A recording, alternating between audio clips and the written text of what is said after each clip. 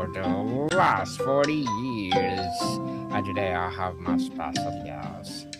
She's executive media advisor, former TV reporter, and communication strategist. None other than Miss Susan Siravo.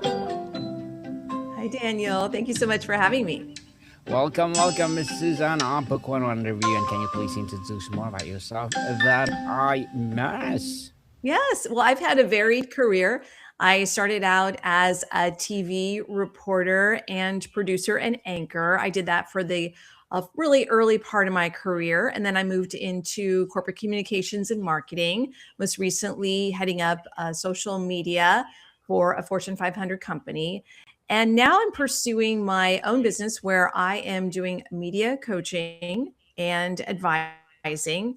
And I help people look and sound their best anytime they are appearing in the media or in another sort of public venue so that they can hit it out of the park when it's time to have their moment in the spotlight. The moment in the spotlight. And we salute you for doing that, Miss Susan. Thank you for sharing your knowledge and wisdom to the world. And today, let's talk about why smart people sound less confident than they are and how to fix it. So let's start with the core paradox. Why do you think possessing a deep knowledge on a subject can sometimes inhibit rather than empower confident communication? Sometimes we get so far in the weeds because we spend our days deep in our subject and doing the work that's required of us to advance the goals. But we don't spend that much time talking about the work that we do, and we don't necessarily have training to talk about the work that we do. So when it comes time to present information, to present results, or talk about the goals, that's when we can appear less confident because we haven't developed the skills to be able to present, to be dynamic, to be charismatic in front of an audience when we are just so busy, like I said, doing the work. Yes, certainly. And a common habit is hedging language, using a phrase like, I think, just, or it might be wrong, but what's happening to the speaker's mind when they use these qualifiers? And how does the listener's brain interpret them differently than intended? The listener might interpret the person who's talking and using those words as they don't really know what they're talking about, or they're not exactly confident about what they're talking about because they're qualifying it with I think, or it's just, which we all do. It's kind of natural to do that. You almost have to go against nature to just state what you know exactly how you know it and let the chips fall. Maybe some people in the audience will disagree with you, or they just won't think that you really know what you're talking about, but you have to be confident in what you are saying. And it also signals to yourself when you say these words that are you are sure of what you're saying. It does help you to look better in front of the audience. And when I say look better, I mean look more confident and be able to have that energy and that air about you where people will respond. Interesting, Miss Suzanne. Beyond language, what are the subtle non-verbal cues, pose patterns, or eye contact, posture that smart, cautious people often display that can inadvertently signal lack of conviction? I would say your posture is a big thing. You know, when you are in front of an audience or you're addressing the camera, are you sitting up straight? Do you have your shoulders back? Or are you kind of like slouched down like this, right? Are you sitting up straight? And then are you addressing the camera, making eye contact? We often see people who are on camera, but they're looking down at their screen. So maybe like they're looking at themselves and they're not addressing the camera like I'm doing right now. So when I'm addressing the camera, it looks like I'm looking you in the eye. So when I'm talking to you, Daniel, I want you to feel like I'm looking you in the eye. Another thing is energy. Sometimes people can just be flat because they are, again, in the weeds of their work. They're focused on what they do day to day, and they haven't differentiated that they are providing information to a group, to an audience. So they need to change their energy a bit. Sometimes you just need to kick it up, and you need to have some variance in your voice and the way that you say the words. And you might want to do a dramatic pause here and there, but have the energy to show that you're enthusiastic and you're excited about something. If you're not showing enthusiasm to your audience, then why would they be enthusiastic about what you're saying, right? Because remember, when we are presenting Yes, information, we're always competing with other things that people have going on. So people true. have their phones. There's if they get bored, they'll just start scrolling their phones or maybe answering email, sending a DM, or even just even if they're sitting there looking at you, their mind might be wandering, thinking about other issues or problems that they have going on that they need to get solved that day. So you really have to address your audience with high energy, enthusiasm, excitement, and just know that when you are in front of this audience, you're fortunate, and so you have to captivate those moments. Definitely captivate those precious moments, people, because people get bored. Many high performers struggle with imposter syndrome. How does this internal experience of feeling like fraud externally manifest in their speech and presence, making them sound less confident than their expertise warrants? With imposter syndrome, we're often comparing ourselves to others, and it really doesn't serve us very well, right? Because Hmm. we can look at other people, for instance, on social media. Maybe you see posts from people who do a similar job that you do, and you think, oh, I'm not as far along as they are, or they're posting about new business that they've gotten or some accomplishment, an award, and I haven't gotten that, or I'm not there. So maybe I'm not as good as them. I'm not as knowledgeable. But that doesn't serve us at all because we are all unique individuals that bring talent to the world. And we need to recognize that there's room for all of us. And Hmm. if you have a client that you're the perfect coach or consultant for them or salesperson, and another client, they prefer to work with someone else that has a different style or brings something different to the table, and that's okay. Just have to worry about developing your own skills, your own personality, your own ways of doing things, and your own style for presenting. And just know that people will resonate with you if you are authentic, be yourself, and give it everything you have. Authenticity, people, for sure. So let's talk about the speed, Miss Susan. You noted that some brilliant minds process internally at high speed, leading to a fragmented or external speech. How does these cognitive tempo mismatch create a perception gap? A perception gap. Well, oftentimes people are presenting the information that they think is important in their minds, but they haven't necessarily thought about what matters to the audience that they are communicating to. And this also happens when we are focused on so many details that we tend to get in front of an audience and we're not necessarily reaching them at a high level. And I'll give you an example here. I Go had a ahead. call with a salesperson who was selling a software platform, and we only had a half hour for the call.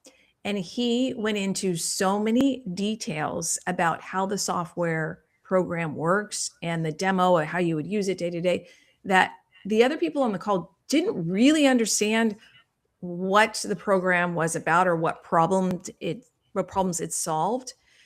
And then we got to the point where we hit the half hour mark and people had to leave the call. So we had people leaving the call that didn't really understand what this was all about because he delved into the details so quickly. So that was their first impression about this platform, and they left feeling like it wasn't great. So you really have to understand your audience and where they are and meet them where they Mhm. are. Definitely. Be precise, people. So let's talk about the impact and perception and credibility.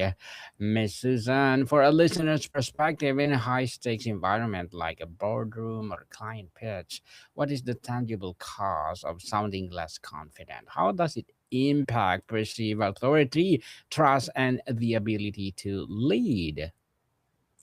If you are presenting to an audience who is in charge of making a big decision about your career or your company's path forward, you have to use those moments to make a really good impression, to state your case, and do it in a way that they are going to feel favorable about you.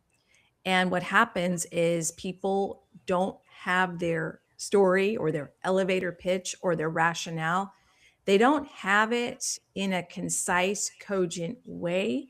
So when they get those opportunities to present in front of decision makers and people who could really impact their future, if they don't have exactly what they're going to say and know how they're going to deliver the information, and then also know how to respond to the questions that they get, they don't make the impact that they want to make. And maybe the decision to fund a project doesn't happen, or someone else is chosen to lead a project. So there are consequences to not communicating well. And when I do media training with people, one of the things that we work on a lot is to figure out what are the questions that you don't want to answer, but will probably come your way? And let's tackle those so that you have responses to any type of question that could come your way. And maybe you can't answer everything about it, but you can certainly respond in some way. So you're not just saying, oh, I can't answer that or no comment. You always have something to say. Hmm. Think something, people. Think something that you will say. There's often a gender or cultural layer here, Miss Susan. Could you speak to how these communication patterns might be differentially interpreted or even expected based on the speaker's identity and how compounds the problem? Well, I think really knowing your audience, like I mentioned before, is important. And well, certainly where I am in California, it's very culturally diverse. So we have people Hmm. from all different countries who are in Northern California and the Bay Area. But, I do think that having an open mind is probably the first place to start so that you understand if you're presenting information and the way you communicate is a little different from the way your audience communicates. And likewise, if you're in the audience and you're listening to someone present and they're a little bit different, you really have to keep an open mind and understand what part of the world are they from and what are their priorities, what matters culturally there, and give people grace, give yourself some grace to take a few moments and make sure you understand where they're coming from and what they want you to understand. And if you're presenting and it's culturally a group that you don't know that much about, there's nothing wrong with starting out to ask some questions about, just get some thoughts from people and get to know them a little bit. So before you launch into your presentation, you know a little bit more about who you are presenting to and what matters to them. Yes, what matters most, people. And let's talk about the fixed mindset and internal shift, Miss Susan. The first fix is often internal. For someone who believes humility means downplaying their certainty, how do you reframe a confident communication not as an arrogance but as a clarity and service to the audience? When you think about it, people cannot take advantage of what you have to offer. And I mean, when I say take advantage, I mean in a good way. So, for instance, let's say you are a medical company and you have medication that's life saving. If you and your people are not out in the public talking about it on social media, in media, then how are people going to know that this is available to them and it could be life saving? If you think, oh, I don't want to go out because I don't want to seem like I'm bragging, or this seems cringe, it seems like we're just boasting about ourselves, you have to reframe it in your mind and say, look, this is important information that I have to get in front of people. So I have to go out publicly and I have to be confident in saying, look, this is what we have accomplished. Mm, yes, We're certainly. doing big company. This is going to sound like I'm bragging because you're not. Mhm. Yeah, Yes. exactly. So, what are the practical mental scripts or reframing techniques a person can use in the 30 seconds before they speak to shift from a mindset of I must be perfect to I will be clear and useful? What do they say? Perfection is just not something that we should strive for because we're never going to reach that. And we don't expect people to be perfect when we're listening to somebody talk. We don't expect them to be perfect, right? We just expect Yes. them to be competent. So if you, I always tell people this before you're about to speak to a group or before you're going to do an interview, frame it in a way where you say, how lucky am I that I get to do this? Not that, Yes. oh, I have to speak to this group and I'm nervous, but I get to do this. I have something to talk about that is going to help people and they can learn about it. And I'm the person right now who's able to educate them. And how lucky am I that I have this opportunity with an audience right in front of me? Definitely very well said, Miss Susan. You need an applause for that. I'm lucky to have you on Book 101 Radio. Definitely. So, the fix practical communication tactics. Let's get tactical with language. How can someone transform a hedging phrase like, I just think we should maybe consider option A into the statement that lands with both intellectual humility and authoritative clarity? Well, you can start with the results that you're looking to get. And you could say, here are the results that we need to get. In order to do that, these are the steps that we need to take. And if you flip it that way, where like, let's look at what we want to do and want to accomplish, and here's how we are going to do that, then it takes away the desire of saying, oh, I think, or I want, we should, because you're saying, look, if we want to get to this goal, this is what we have to do. And if people disagree with that or want to poke holes in your theory, well, let them, but you have to state confidently what needs to happen. Let them, I like that, Bill, Mrs. Let them. So, Mrs. As a modern day media coaching, what are your short term and long term goals? My short time goals are to build up my practice more so that I can get my message out to people and I can help people become the leaders in communicating publicly that they want to be, but maybe they've been afraid to do that. They've been afraid of judgment, afraid Hmm. of being too nervous. So I really want to Yes. help more people do that. And then eventually I'd like to have a cohort where I have a class where I have 20 or 30 people come on and I do my teaching with them and then they can practice their presentations and that kind of thing. Well, good luck to your goals, Mrs. And looking forward for more success. And Thank what you. will be your piece of advice for those people out there who want to be like you?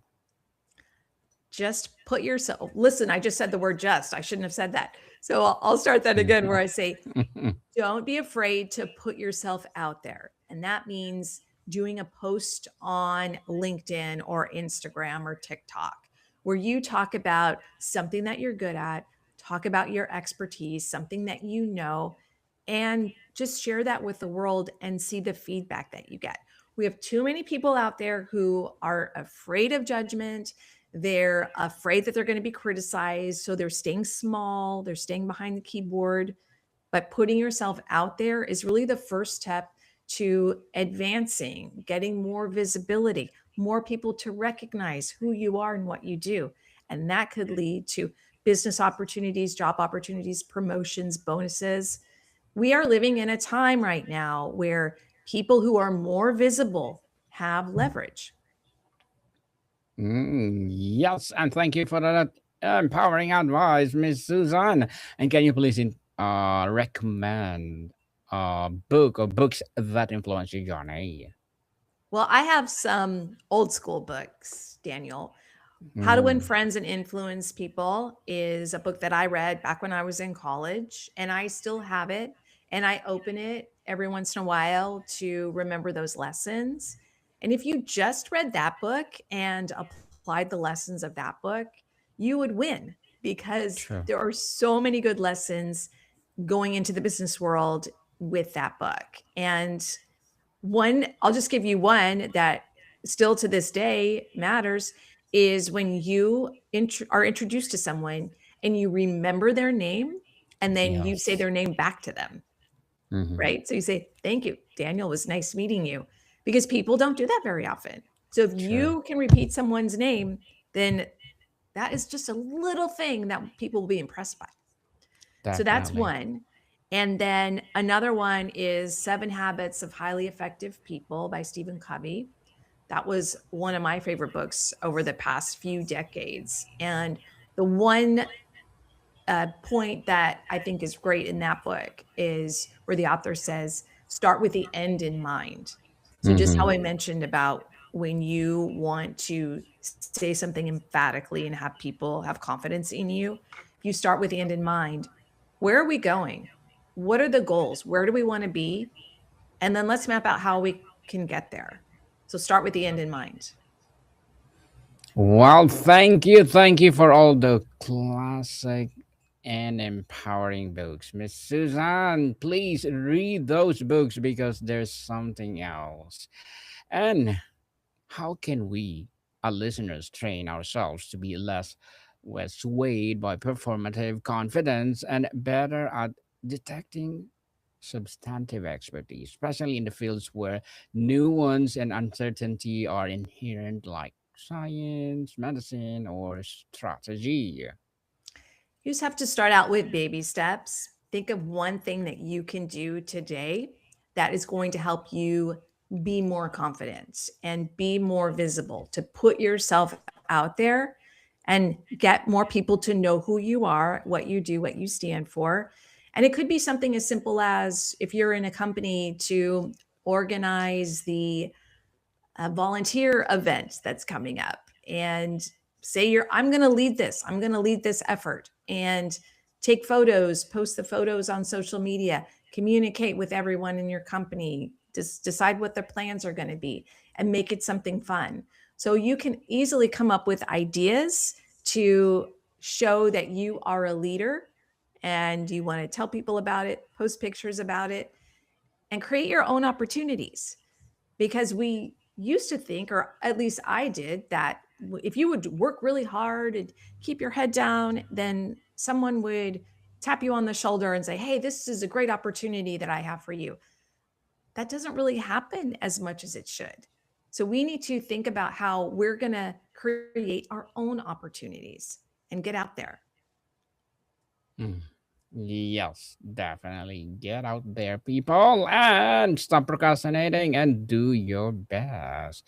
So, Ms. Suzanne, before we wrap up our discussion for today, I'm inviting you to please do listen to my other podcast, people. My other podcast, because my abstract essay is already in sixth season, abstract poetry in third season, and of course, my book 101 review in sixth season as well, comedy 101 in third season, and food 101 in sixth Basics Season 2, Geography 101, Love Letters, Movie 101, Review, Music 101 in its fifth season, Science 101, Sex 101 in its fourth season, Trivia 101, Law 101, Mental Health 101, Motivation 101, Entrepreneurship 101, and of course, my Bible Verses 101 are my baby podcast. So please listen to them wherever you listen your podcast. So, May, Susan, finally, if we could leave our audience with one daily 5-minute practice to build the muscle of confident communication without losing the intellectual integrity, what would it be?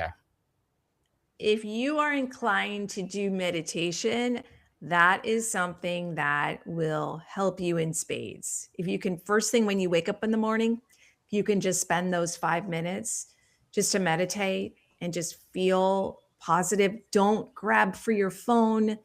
Don't turn on the TV. Don't distract yourself. Just let yourself be quiet with your mind and start out the day in a peaceful way. I think that would really help you going forward. And tell yourself with some affirmations, I'm going to feel Mm. confident today and I'm going to go out and do something good. And I always like to do the good, better, best, never let it rest till your good is better and your better is best. I like to say that too. That'd be awesome, Miss Susan. Thank you so much for all those empowering answers and tips that you shared to us. So can you please invite our listeners to support your advocacy, your business, or whatever projects that you're doing right now?